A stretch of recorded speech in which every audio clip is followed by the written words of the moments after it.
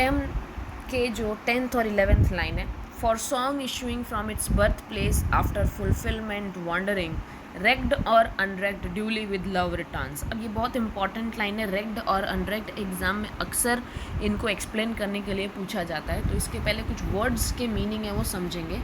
Song मतलब कि जहाँ जैसे इस पोएम में कहा गया है कि यहाँ इसका अर्थ गाने वाले पक्षी से नहीं है, ठीक है, कवि के अपने गीत से है, ठीक है। बर्थ प्लेस मतलब कवि का दिल, राइट। फुलफिलमेंट मतलब तृप्ति होना।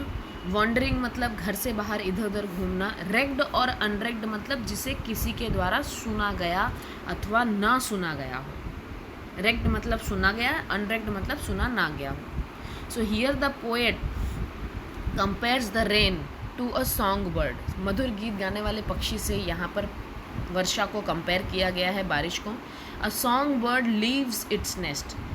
गीत गाने वाला पक्षी जब अपना घोंसला छोड़ कर जाता है, यानी यहाँ पर घोंसला मतलब कवि का हृदय, जब वो सॉन्ग कवि के हृदय से बाहर निकलता है, which is its birth place, it goes out about singing to attract its mate. वो सॉन्ग बाहर निकल कर आता है अपने दूसरे दोस्तों को लुभाने के लिए। देन आफ्टर वॉन्डरिंग, यहाँ वहाँ जाने के बाद, फुलफिलमेंट ऑफ इट्स लव, वो गाना जब सभी को अच्छा दिल को छूने के बाद वो गाना वापस से अपने घोंसले यानी कवि के हृदय में आकर बैठ जाता है। इट डज़ नॉट मैटर, उससे कोई फ़र्क नहीं पड़ता चाहे किसी ने उसके गीत पर ध्यान दिया हो या नहीं। इट कम्स बैक सेटिस्फाइड, वो सेटिस्फाई होकर अपने घोंसले में वापस आके बैठ जाता है गीत, क्योंकि उसे मालूम है कि उसे जिस हृदय तक जाना था उस हृदय को वो छू चुकी है। Similarly the rain comes back to its birth place satisfied and happy. उसी तरह बारिश भी अपनी बर्थ प्लेस पर वापस आ जाती है, धरती पर समा जाती है और खुशी खुशी सेटिस्फाई हो जाती है। So these lines can be explained in different way also. The poet here compares the rain to a song. A song rises from the heart of a poet.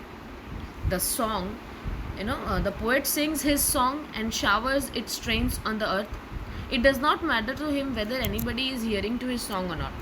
After the poem has sung his song, it settles back into the heart, which is its birthplace. The song keeps rising again and again and keeps the poet's heart pure and happy. So this is basically the stanza wise explanation of the poem, right? I will be sending you stanza wise explanation both in Hindi and English also. You can refer it today, right? And whatever doubts you are having, you can ask me. In the next period I will be sending the question answers also, which you need to write in your notebook. And please make sure that you complete all your pending work, because very soon we are also going to ask for your class notebooks for checking. Okay, so any doubts regarding any poem, any chapter that we have done, you can ask me in the message. Thank you.